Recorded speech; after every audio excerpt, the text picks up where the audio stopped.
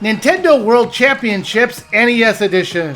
Back in the 90s and most recently in 2017, Nintendo had a competition where you could play a few games in a set amount of time and the one who got the most points would win. This isn't the first time Nintendo has tried to release this type of game. On the Wii U they had two releases called the NES Remix 1 and 2. I own them both and they're hooked up to my Wii U, which is still hooked up. They were fun, but they do have the same problem this game has: limited replayability. Now this one has 13 NES games for you to play parts of. The games in this collection are Balloon Fight, Donkey Kong, Excite Bike, Ice Climber, Kid Icarus, Kirby's Adventure, Metroid, Super Mario Bros. 1, 2, and 3, and The Lost Levels, The Legend of Zelda, and Zelda 2: The Adventure of Link. The main game has you speedrunning through parts of these games. And while this works well in the Mario games, and even the first Zelda game, there are some that are just a slog to play through, and they really should have picked other games. I'm looking at you, Kid Icarus and Zelda 2. Both of these games were not fun back in the day, and they are certainly not enjoyable to play in bite-sized gameplay. Depending on the game, they might have a lot of challenges to complete, or just a few of them. Some of them have just the right amount, like Ice Climber or Excite Bike.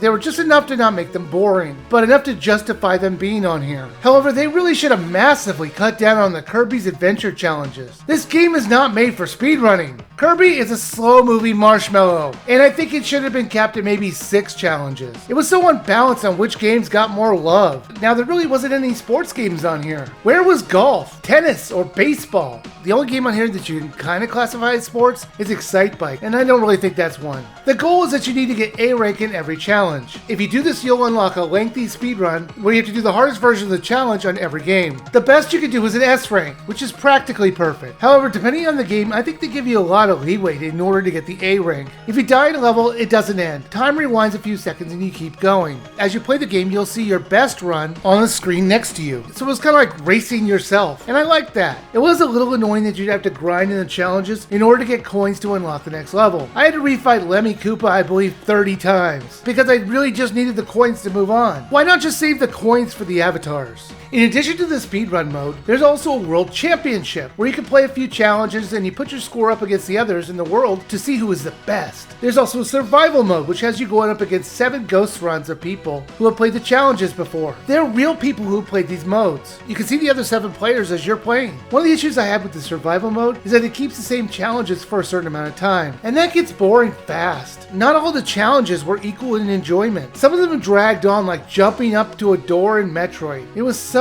dull. It should have been random each time and be a secret to the player. It would have made it way more replayable. There's also a party mode where you and 7 other people can play the challenges on one copy of the game, which was great. I do think they should have included all the complete games to play if you finished all the challenges. They could have done this, but they want to push the Nintendo Online, which is only going to be up for a limited amount of time if you look at how the 3DS and the Wii U have now lost internet capability. And if you kept them on the game, it would be there forever to enjoy. One of the small little extras they do is that they provide classified information if you want to see it. This information is only available in the hardest challenge in the game you're playing, and that shows you in nice detail how to get around the level in the fastest way. I thought that was just a cool extra. Nintendo World Championships NES Edition was enjoyable for a few hours. It could be fun to try and get the best scores in some of the shorter challenges, but the longer they go on, they get a little bit tedious, and I doubt anyone's going to try to replay the longer ones that much. Now, the digital version of this is $29.99, and I would say wait for it to go on a bit of a sale. NES Remix, which had more challenges and one less game, was only $14.99 when it first came out. This was fun, but it does feel like it should have been at least $10 cheaper. So whenever this goes on sale,